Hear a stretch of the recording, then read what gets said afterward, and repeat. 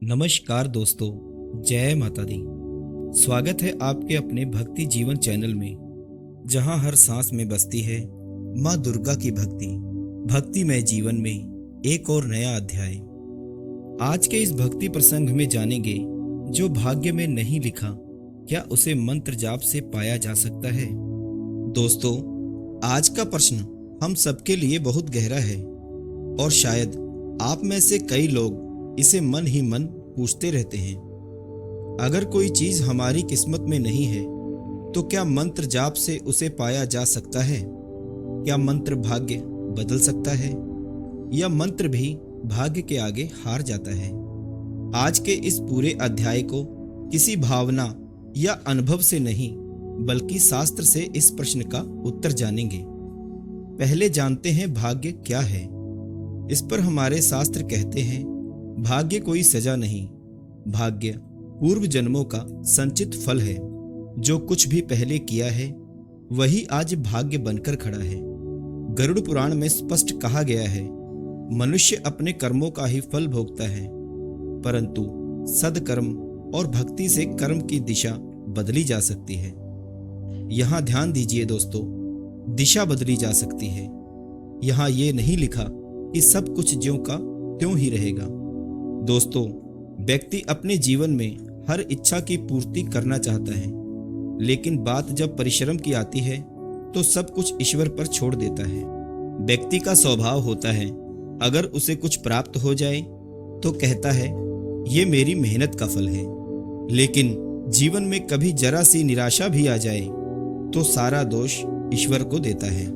दुनिया में ऐसी कोई वस्तु नहीं जिसे भक्ति, मंत्र, जाप और साधना से प्राप्त न कर सकें, लेकिन इसके लिए आपके भीतर सच्चा और सही ज्ञान का होना आवश्यक है। और ऐसा कोई दुनिया में प्रश्न नहीं जिसका उत्तर हमारे शास्त्रों में ना मिलता हो। लेकिन बात तो वही आती है, परिश्रम। शास्त्रों का लिखा अगर एक बार में समझ आ जाए तो दुनिया का हर जीव बुद्धिमान न हो जाए।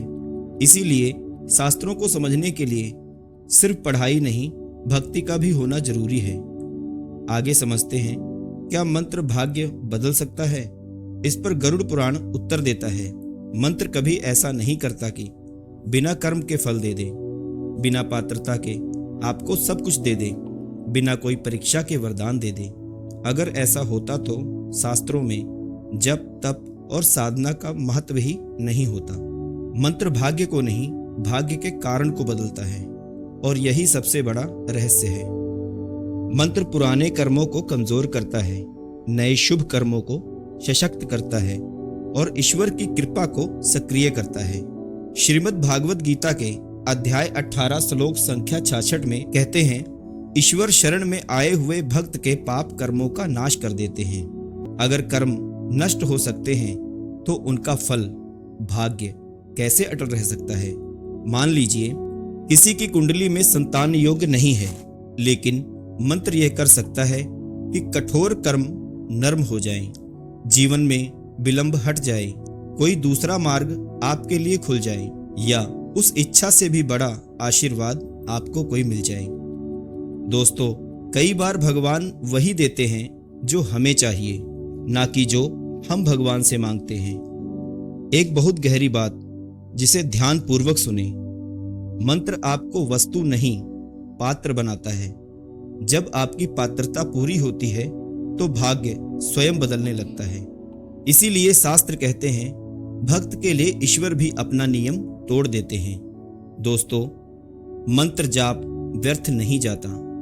कोई भी साधना कभी निष्फल नहीं होती, लेकिन हर फल वैसा ही आए यह जरूरी नहीं। कभी फल अपना रूप बदल लेता है, समय बदल लेता है, या उद्देश्य बदल लेता है, पर कृपा कभी नहीं रुकती। अब इस पूरे विषय पर अंतिम संदेश। अगर आज आप मंत्र जाप कर रहे हैं और सोचते हैं अब तक कुछ मुझे मिला क्यों नहीं, तो याद रखिए, बीज जमीन के अंदर पहले काम करता है, ऊपर फल बाद में दिखाई देता है।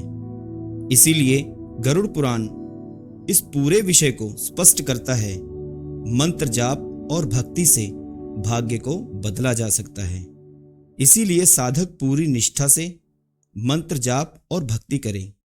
मुझे पूर्ण विश्वास है इस जानकारी से आपके जीवन में लाभ होगा। और तुमने इस अध्याय में क्या अनुभव किया है